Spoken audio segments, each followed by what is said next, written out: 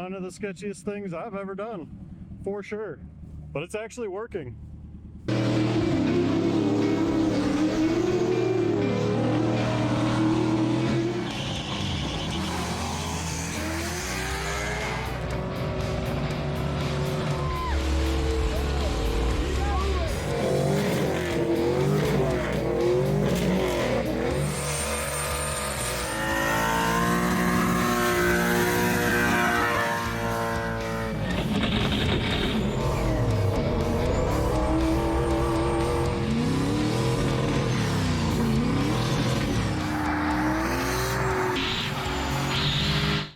Alright guys, welcome back to the channel. As I'm sure you saw from the title, we're building a Fummins.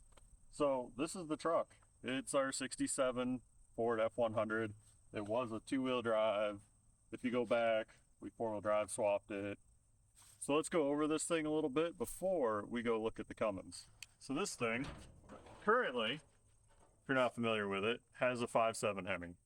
It's half 2005, half 2013. It's got eagle heads, eagle intake. Turbo, making 8 pounds of boost. Runs phenomenal. It runs great. Fuel mileage, absolutely atrocious.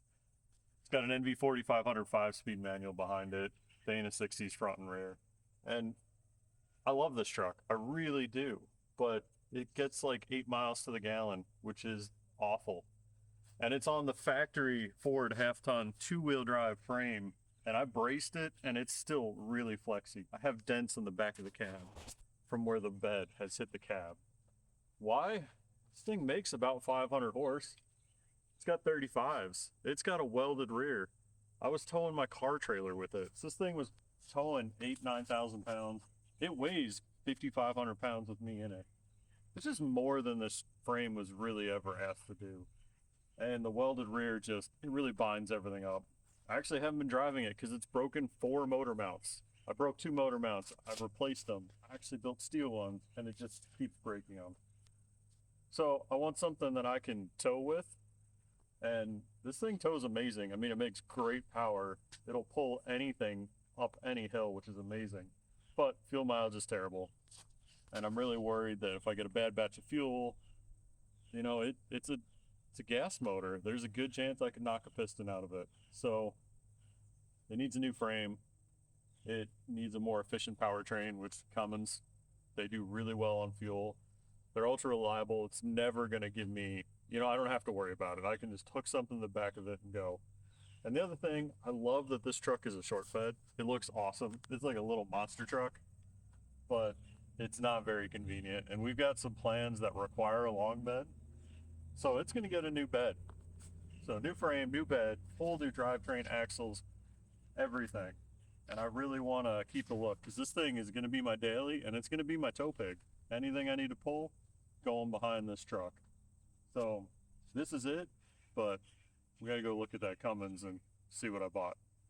So this is my donor truck. It's a 98 3500. It's a cab chassis. It was never a pickup, so it's got an extra long wheelbase. Giant flatbed on the back.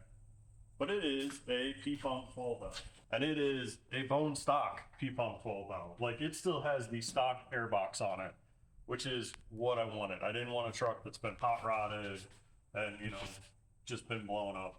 So it's got 213-ish thousand miles. The odometer, well, the speedometer kind of sort of works. The guy said it's probably got another 30 or 40,000 above that.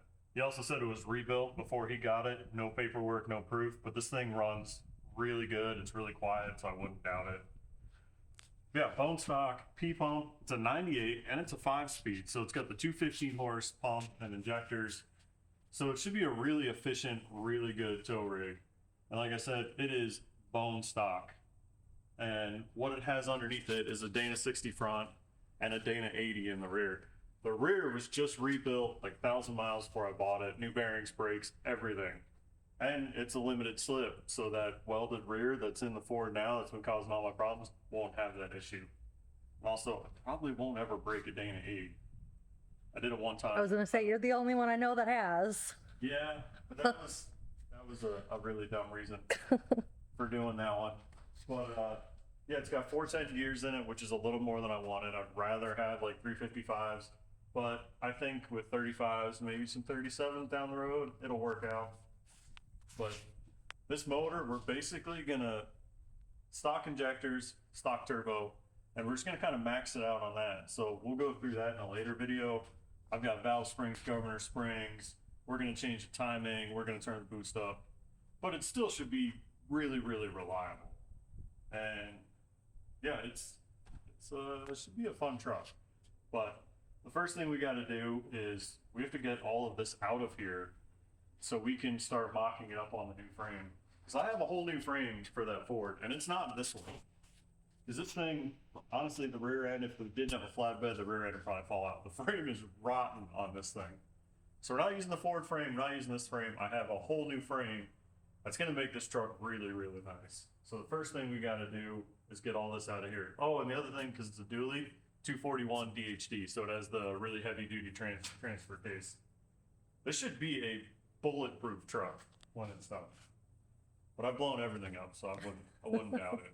So I got it up in the air because I wanted to get underneath it, and I was going to drain the coolant and everything. And I mean, you can see this. She's pretty rotted. But then I saw back here. I don't know if you can see how that frame is twisted. I knew this thing had a bad rear frame.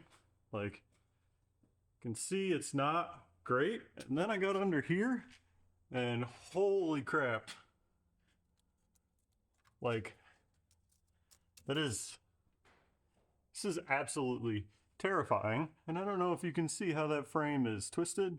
Yeah, I'm gonna get out right now, and we're gonna put this thing back on the ground, because that is absolutely terrifying. Been working on stripping this thing down, and you never know what you're gonna get when you buy something used, especially when the guy doesn't have a lot of history on it. He only had it for a few years. But I pulled it, and I've been looking at the data plate over here, and if you look, let's see if I can get in here, it says it is a 195 horse motor, which I can't really find any information on that. And looking at this model number, 195 LPG, that doesn't, every time I Google that, I get something about a propane 5.912 valve, which I didn't know was a thing. So I don't know if this is the original motor or not. Who knows? It could be a different motor. It could be a different timing cover. They could have just swapped timing covers, which is probably the most likely. But with that, what I was really worried about is what pump do I have? So I pulled this cover off of here, and yeah, you can't really see it, but way down in there is the data plate for this pump. It is a 215 pump.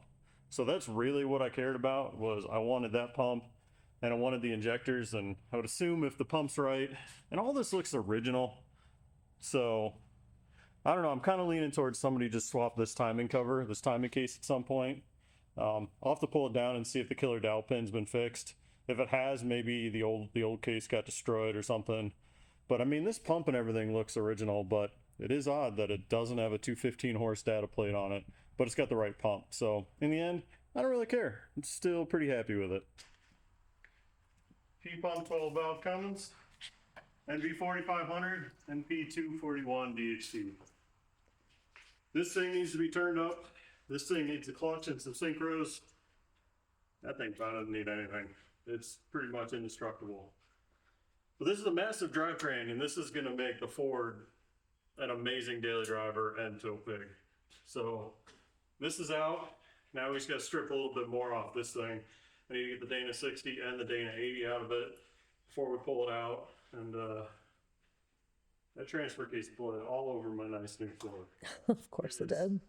Oh, yeah, it probably also didn't help that the transmission cross member so kindly removed my tail shaft seal.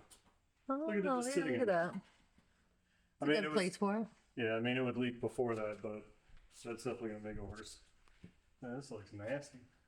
Oh, gross. Yeah, it does. But that really wasn't too bad. Came apart pretty nice. Got it out quick. Yeah, well, it took an afternoon to get full. All right, I've been working hard. Dana 80 out of the truck. Come up here. 12 valve out of the truck. Dana 60. So we've got a front Dana 60. Surprisingly, all but one bolt actually came out. For how rusty this truck was, this thing came apart really easy, which is absolutely awesome. So now my problem is, I've got this truck. I need to get it out of here. And I don't want to just load it on my car trailer because I'm not going to get rid of it right away. I want to make sure I get everything off when I need it. So I have a plan. Don't know if it's going to work. It's a really, really dumb plan. And yeah, that's the trailer hitch off the old boat trailer that I got rid of in the last video. So I'm gonna try to make this thing a trailer, and then, oh yeah, there's the axle. So I don't know if this is gonna work, but I am going to try to just lower the truck onto this, make this the back axle, and then use that hitch out front to tow it out of here. God help me, I have no idea if this is gonna work, but when you have the parts laying around, it seems like a good idea. This might be one of the sketchiest things I've ever done. All right. It's holding. I don't know how well it's gonna want to drive, but it's I guess you could say this is interesting. And the arms are out.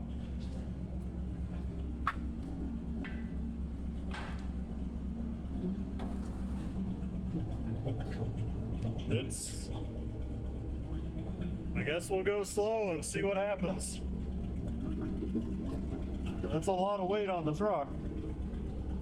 It really just kind of looks like I've been rear-ended, which hopefully we don't actually get rear-ended, but let's try to drive out of here. It's moving. Oh, feels really weird.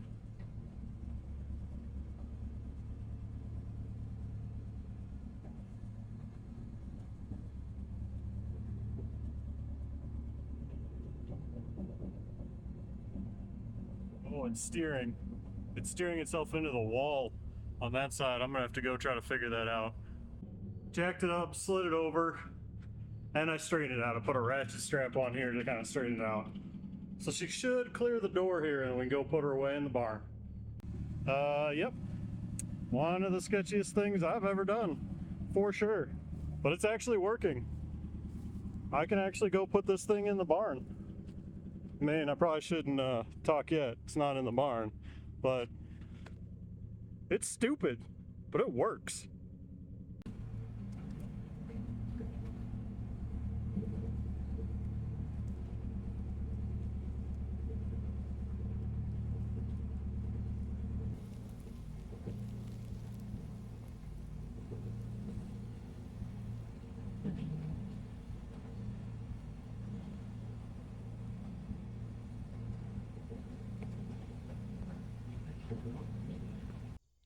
That worked flawlessly.